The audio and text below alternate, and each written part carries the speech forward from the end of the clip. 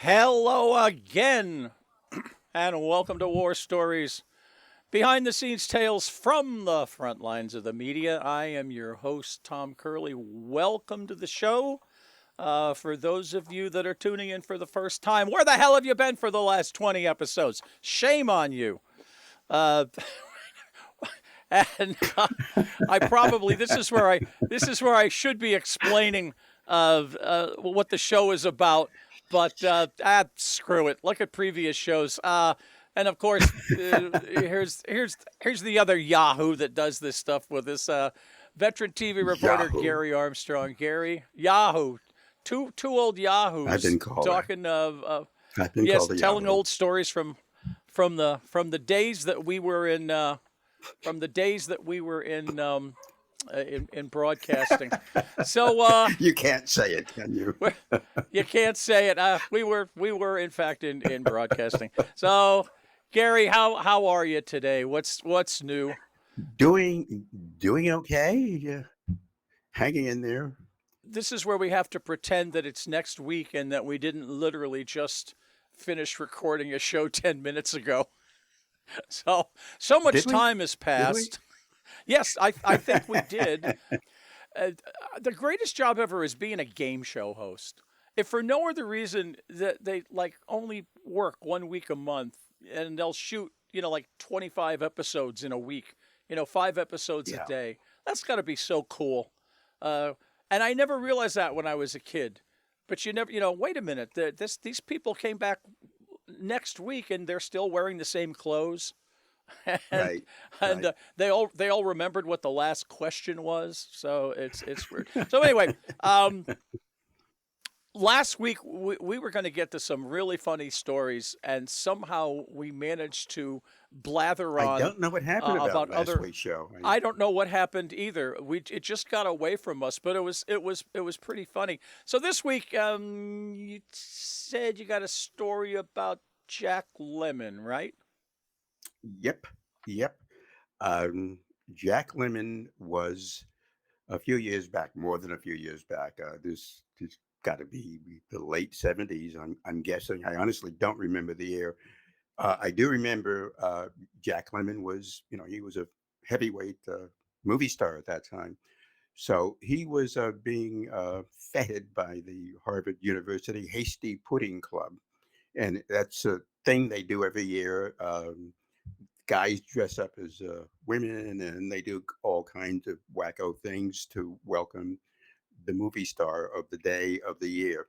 And as I said, because Lemon was so popular at that time, there was an overflow crowd, including the students, the Hasty Pudding Club members, faculty members, everyone was there. They had to actually divide the news conference into two sessions to accommodate everyone.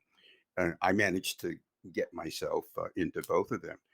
And while they were setting up lights and sound and everything else, I managed to wedge my way through and just introduced myself to Jack Lemmon. And he said, "Hi, how are you?" And he asked me if I was an Ivy League student. And I said, "No, not by the farthest stretch of your imagination." And I quickly mentioned as people were starting to pull me away from Lemon, I said, uh, I, uh, I went to a school called Hofstra College in Hempstead. And he said, "Oh, I know that. And don't they have a pretty good radio station there?" And I said, "They have the best." And he said, "Well, we'll talk about that later on. Okay. What's your name again?" And I said, blah, blah, blah. And he said, "Okay, fine. My name is blah, blah, blah." And, uh, and I went to the back of the room and the procession began and they sang a few songs, a few parodies. And Lemon started taking questions and someone was asking him about the obvious thing, doing The Apartment and working with Shirley MacLaine and Fred McMurray and some other things. And he answered them with the standard things. And he looked around after someone asked him about uh, had he fulfilled his dream as an actor, and he said, "No, I think I have more years to go." So, you know, the simple answer to that is, I hope the best years of my career are ahead. And he looked around and he said, "Does anyone have any other questions?" And he saw me and he said, "Oh, you're the guy who used to work on Long Island, right?" And I said, I've worked in many places. And he said, I can see why. And I looked at him and I said, what does that mean? And Jack Lemmon, and the cameras are rolling, said, what do you think it means? And I said, I don't know, but this is my turn to ask the questions. And he said, well, ask away. And I said, well, you didn't talk about a movie that I like a lot. And he said, well, which one is that? And I said, Cowboy. And he gave me a look and he said, okay, yeah, I did Cowboy. Not necessarily one of my favorites, but it was interesting. And I said, well, how are your cowboy boots feeling these days? And he looked at me and he said, well, what do you mean by that? I said, well, someone told me that the streets were clean where you did the shooting for Cowboy, which was somewhere in Arizona. And he said, yeah. But when you walked out into the street, your boots didn't really replicate what the streets showed. And he said, well, what are you trying to say? I said, well, you know that the bottoms of your boots were not clean, were they? And he said, where did you get this information from? And I said, well, remember Richard Jekyll? And Richard Jekyll was for those who have followed old cowboy movies, Richard Jekyll was a great character actor. He played in movies like Jubal and Three Tender Humor, a whole bunch of movies. He always played the kid. And I had previously met Jekyll and did a long interview and got a lot of good stories from him. And Richard Jekyll had told me the story about someone from the movie, and Jekyll had thrown out some names, including Glenn Ford.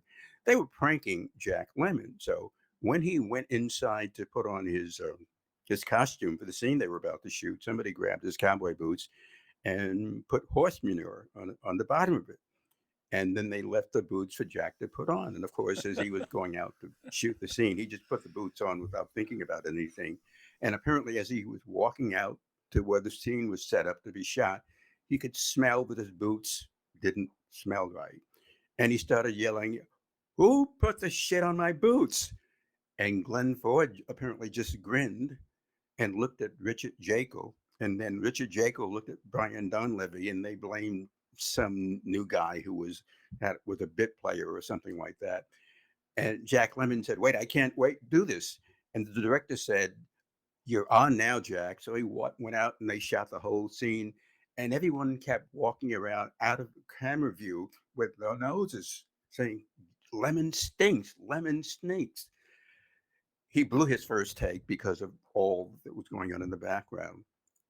And then he walked away and he was still trying to find out who put the crap on his boot bottoms. They never really nailed that down.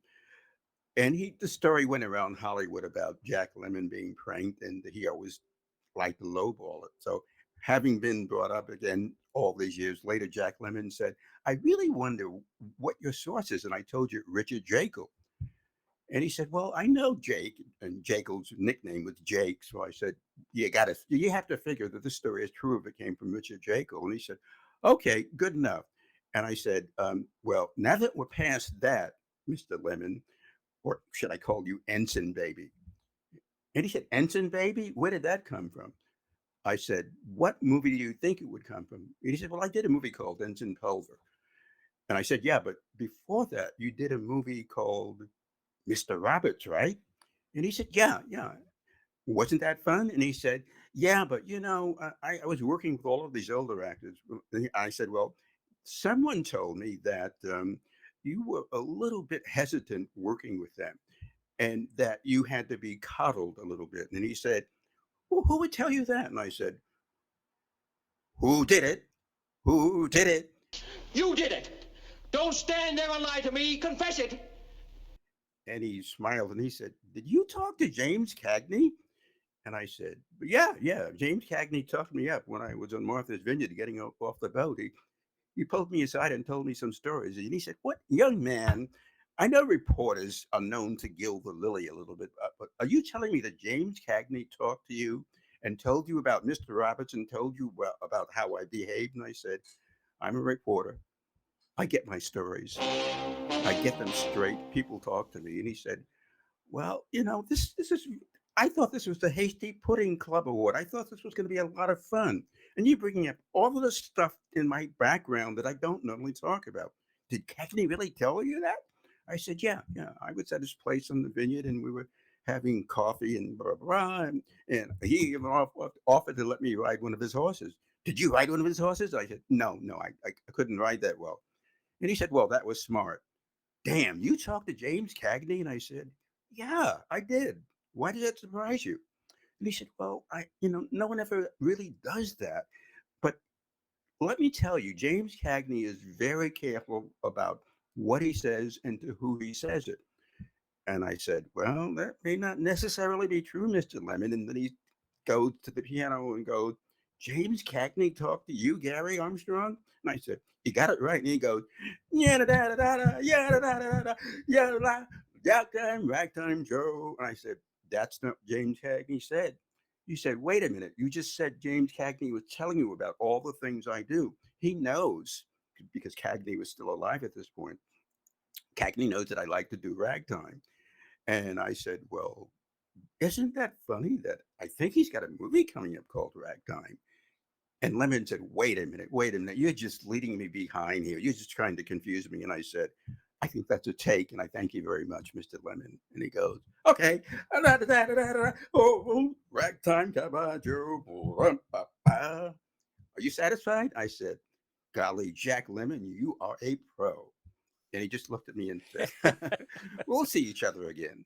And then he walked away and he's talking to one of the publicists and saying, who the hell is that guy? And I just parted the seas, grabbed my tape, and I walked away. And once again, quick wit does it all. Jack Lemmon, That really, is nice so. guy, I have to say that. That is so funny. Your wife Marilyn asked me to tell this story, and it's one that I don't tell it. I used to tell it a lot, and then it just became too painful. Let's see, how do I explain this? It was during the morning show, the entertainment show with Marriott Hartley and Rowland Smith, and we did a lot of cool remotes. Okay, and one of the cooler ones was we were going to go to Mardi Gras, all right, for a week. And the plan was, and this is pretty cool, the plan was that we would go to Mardi Gras, we'd have a remote truck, we would tape the show in the afternoon, and then they would feed it up to the broadcast center in New York, and then we could party at Mardi Gras, and we would do 5 of those, and then I think we planned it so that the last day was Mardi Gras, which is a Tuesday. So I guess we must have been taping over the weekend because we were there for a while. And by the time we got to Mardi Gras, we would have done all of our tapings and we could have the day off and we could all go to Mardi Gras and party. They got us hotel rooms right in the middle of the French Quarter. I mean, the classic French Quarter. Oh, yeah. It was beautiful. So, and we rented out this, it was a place called the Riverwalk. It was some big ballroom in a hotel. Very, very, very fancy. A lot of history. So, excuse me. The only problem was I never got to see Mardi Gras because here's what happens. It took me almost 56 hours to get there. So here's what happened. Starting on whatever the day it was, our in time on the morning news was 1 a.m. Okay, so we were my partner Joe Marcus and Billy Nader and most of the crew had gone down the day before to start setting up. I had to stay. It was a Friday. I had to stay to do the show. Somebody had to stay, and I was always the guy that got stuck staying back to do the show. Yeah. So I came in at 1 o'clock on a Friday, and I was supposed to leave at 11 a.m. flight to New Orleans. Now, normally back then, CBS had a whole remote department. They had technicians and directors that pretty much only did remotes, sports, and they had a whole department that did nothing but schedule your plane tickets and your hotel reservations. Well, in this case, the show decided to do it. And they decided at the last minute to have me fly down with the director, wonderful, Mary Medeiros, greatest director, sweet, a guy named Dave Vanfield. He was the AD, and our stage manager, I think, was Mike Mancini. So anyway, the four of us were going to fly down, and I was going to be, because they were all DGA, I was going to get to fly with them, which meant I was going to fly first class, because back then the DGA had it in their contract that you could only fly first class. So yeah, this is awesome. Yeah. So yeah. So I had gotten a thing before from our union, our regular people, saying your flight's at 11 o'clock, LaGuardia. And they, in turn, the show handed me the tickets, which I never bothered to look at. So I get off the air at 9 o'clock. I jump in a cab. I rush out to LaGuardia. I go to check in, and they go, you can't check in more than 2 hours before your flight. I go, my flight's at 11. It's 10 o'clock. He goes, no, your flight's at 7 p.m. I went, what? Well, yes. Well, their flight was 7 p.m. The one that they had originally booked was 11. So now there I was, stuck. You ever spend 7 hours or however long it was in LaGuardia? Did nothing to do, but I was not upset. Why? Because I was on the clock. From 1 o'clock in the morning, I was on the clock. Ka-ching. And I would be on the clock. Ka-ching. Ka-ching. And I would be on the clock until I got to my hotel room. Dems was the rules. So I'm okay. 7 o'clock comes along, and the director, AD, and stage manager show up. The director, they've also got these big tape reels, which is the animation package for the show. So she's got important stuff.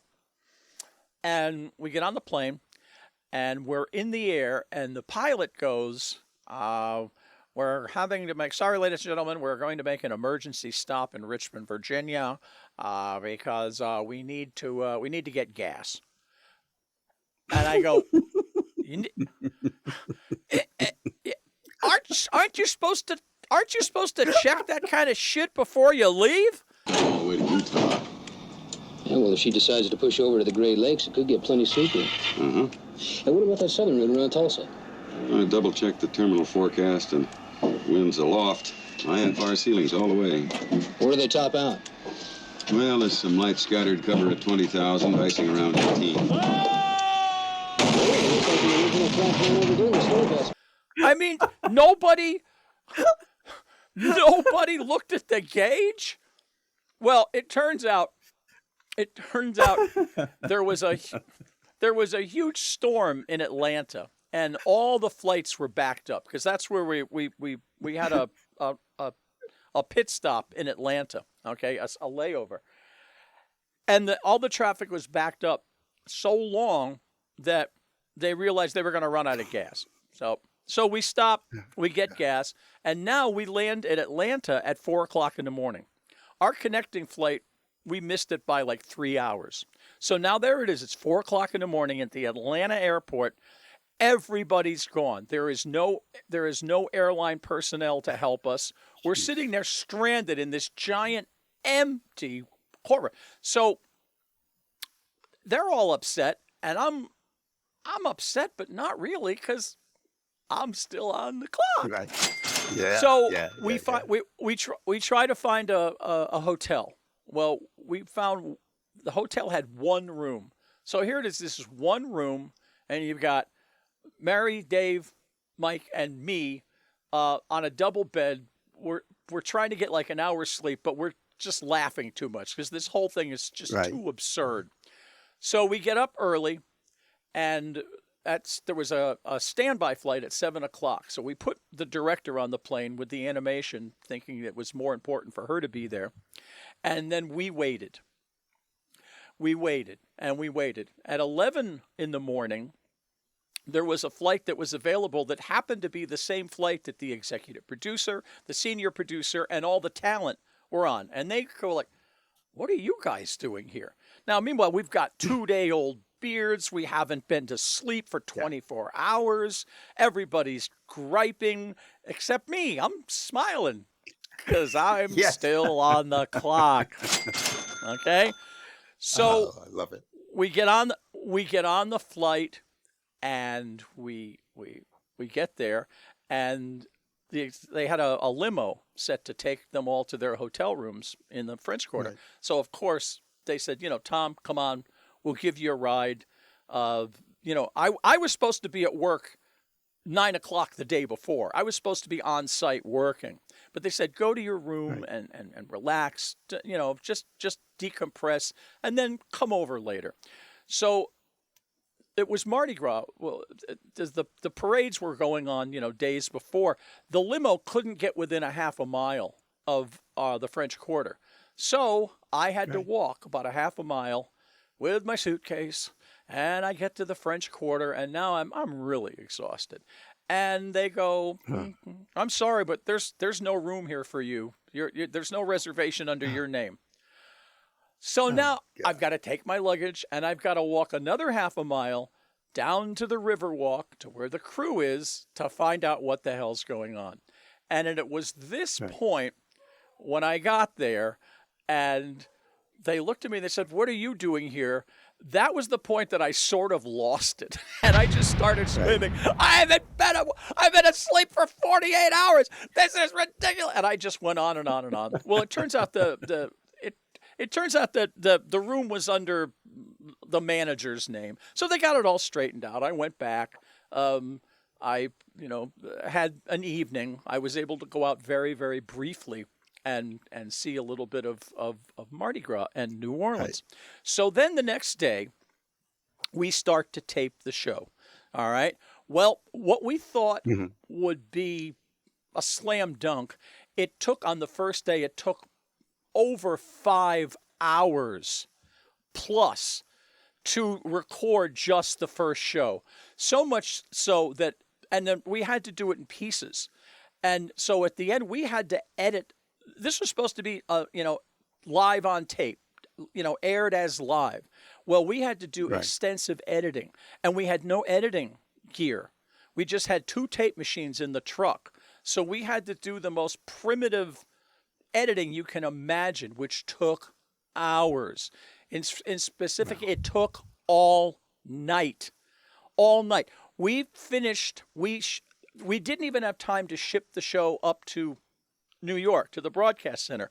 Right. We aired the first hour, the 7 o'clock hour, from the truck while we were still editing the second hour. And we were worried that we weren't going to make air. Well, we did, okay? But this set the tone for the rest of the week. Every day, we were putting in literally 23-hour days because nothing worked right, and we had to do this primitive editing every day. So finally, on the last day, I said, this is it. I have spent the last 3 days in this damn truck, in this little audio booth.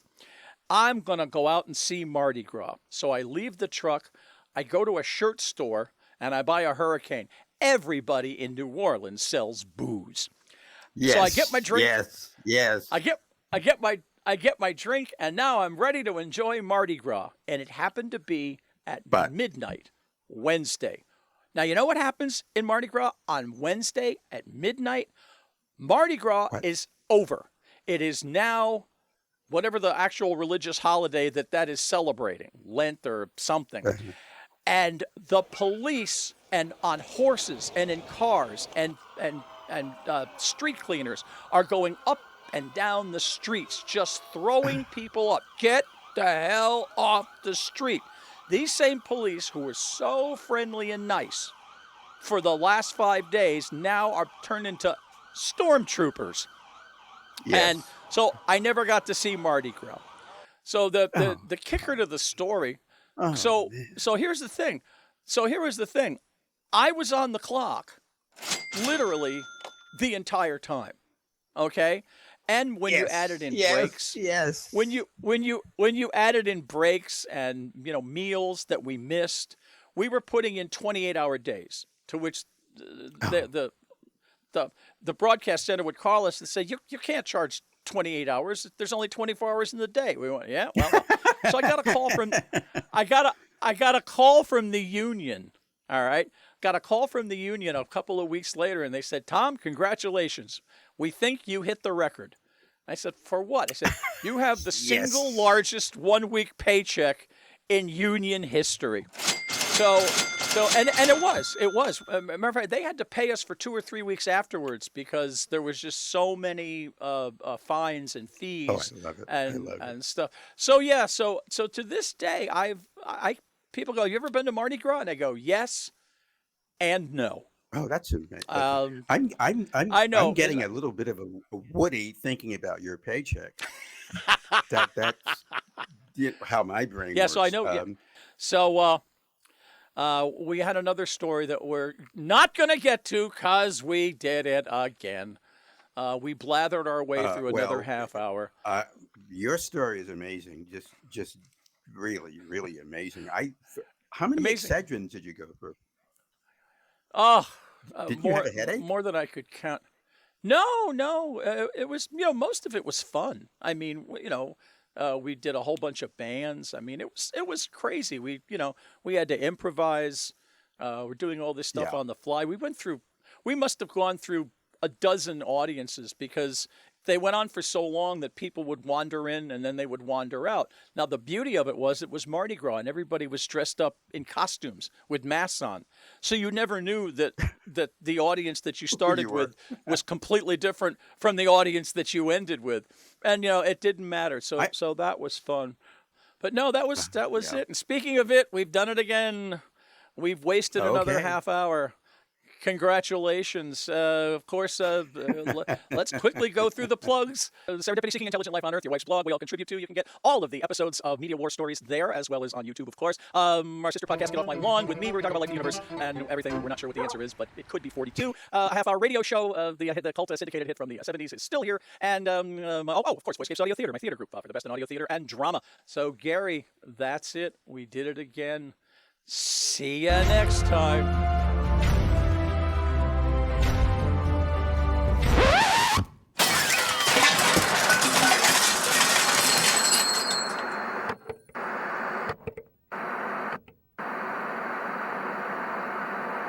Where do they top out? Well, there's some light scattered cover at 20,000, icing around 18. Oh, it looks like the original flat plan overdoing the store best.